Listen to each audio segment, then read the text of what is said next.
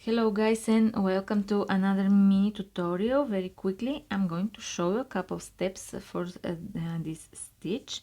So we need to make one front post single crochet around each of these double crochets here.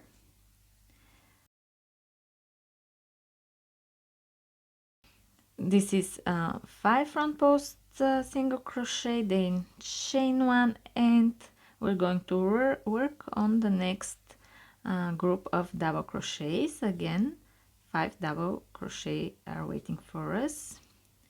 This is 3, 4, and 5. Okay, thanks for watching. The whole tutorial is on my YouTube channel. Bye.